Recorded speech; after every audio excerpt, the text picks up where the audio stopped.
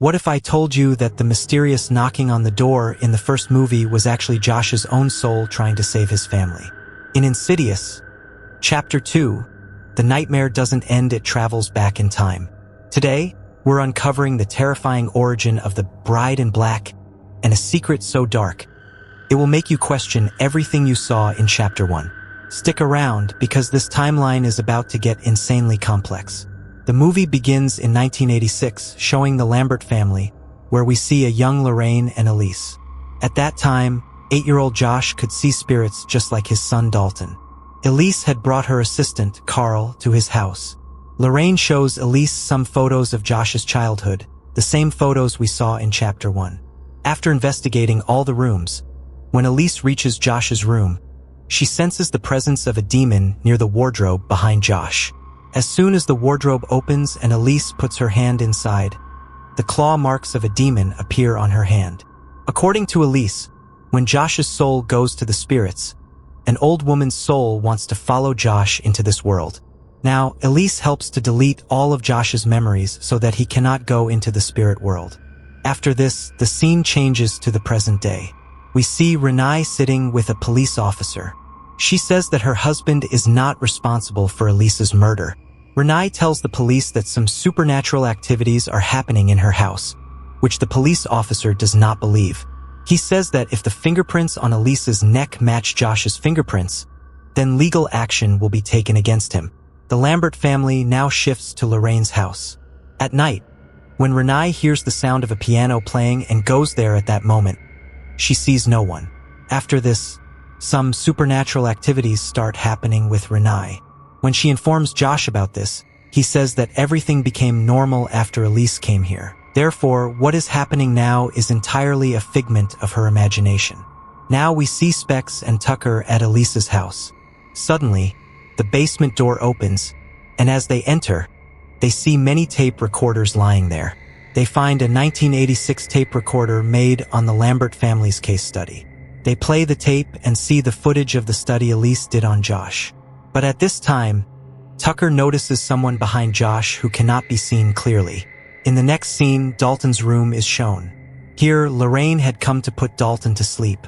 In a sleeping state, Dalton then says that someone is standing behind Lorraine. Lorraine looks back but sees no one. She thinks Dalton might have said this in his sleep. After that, Lorraine goes to her own room. At night, while Lorraine was taking medicine in her room, she sees a spirit wearing a white gown in the mirror. As Lorraine follows it, it vanishes after a while.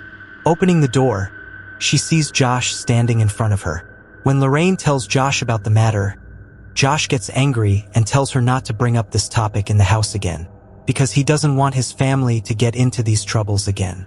The next morning, Dalton informs his mother that the previous night, in his sleep, he saw a spirit in a white gown standing behind his grandmother.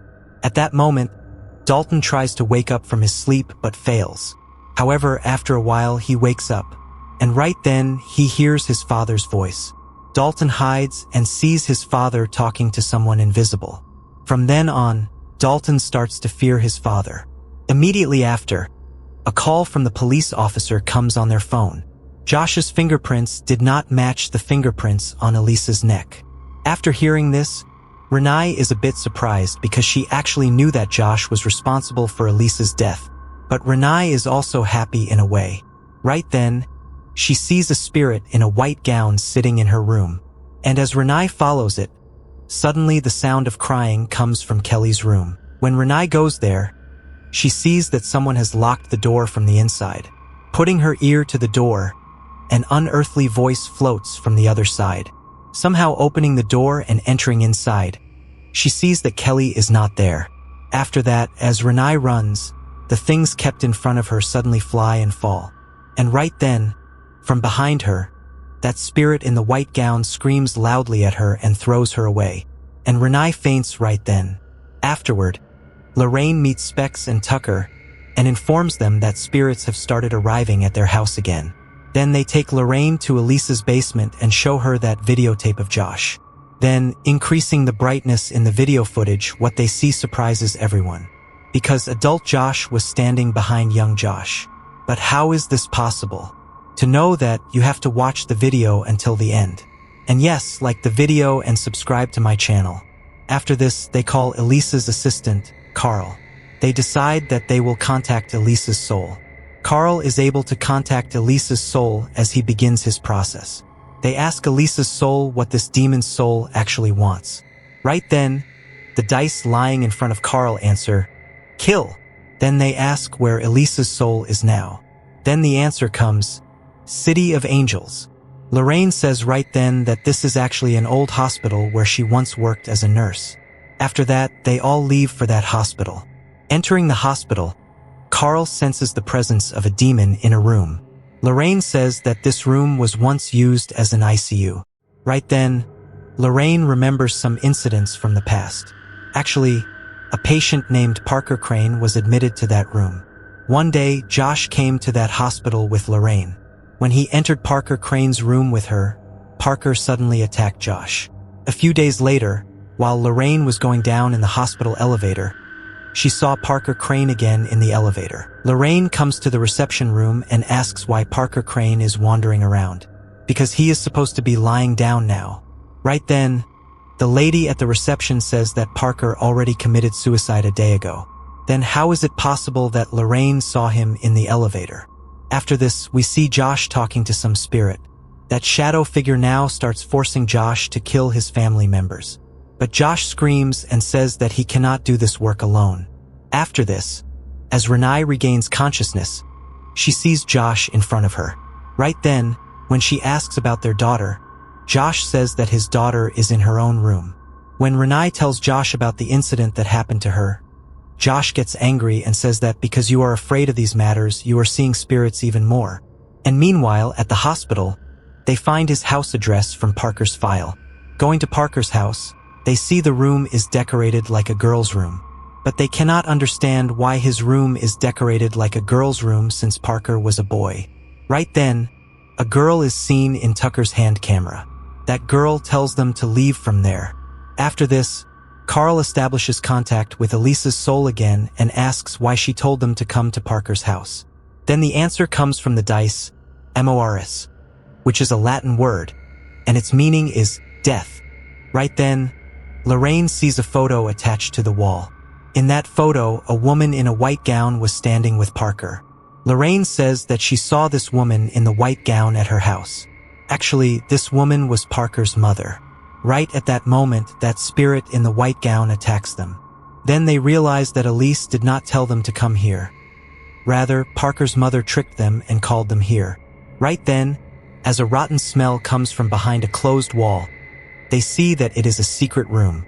Entering there, they see the decomposed bodies of some women wearing wedding dresses. Right then, they find some paper cuttings from a box kept nearby, where a news headline read, Bride in Black.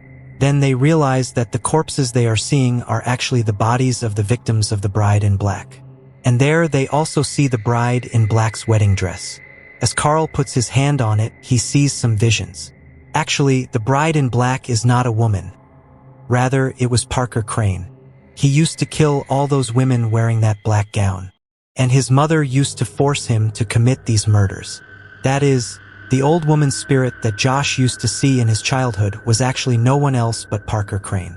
And this Bride in Black, i.e. Parker, has possessed Josh's body. Returning home, Lorraine tells Renai everything. After that, Carl makes a plan with Specs and Tucker. According to the plan, they will drug Josh to make him unconscious and expel Parker's soul from within him. Only Carl will go inside to talk to him, and the other two will wait outside for his signal. Carl now knocks on the door, and Josh comes and opens the door. Carl enters the house identifying himself as Elisa's assistant.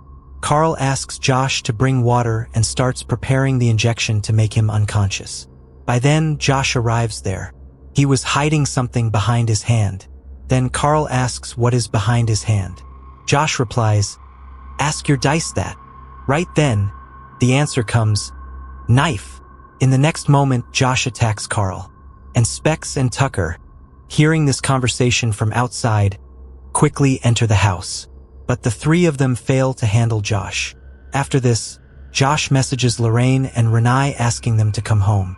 When Carl regains consciousness, he finds himself in the spirit world. There he meets the real Josh. Right then, a strange spirit points toward Josh's old room and says, "Your baby is with him." Right then, they see the spirit of a man in that room.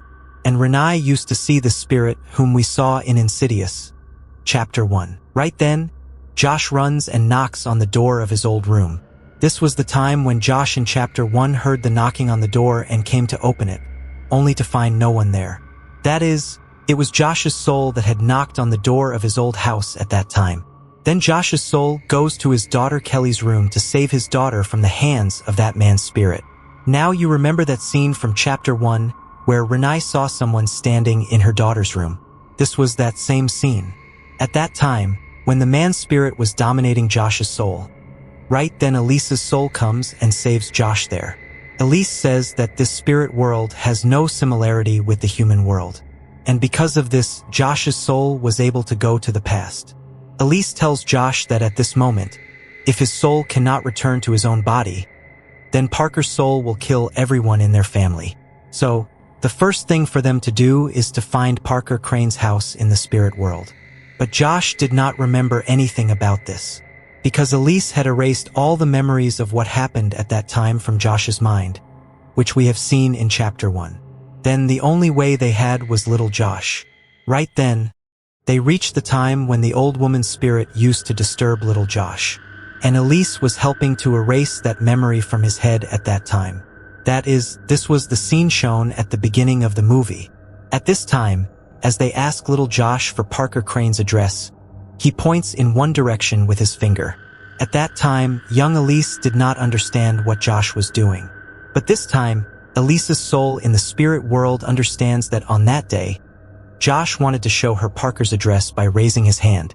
And because the footage of this time was inside that tape recorder, Specs and Tucker were able to see adult Josh standing behind little Josh by increasing the brightness in the video footage.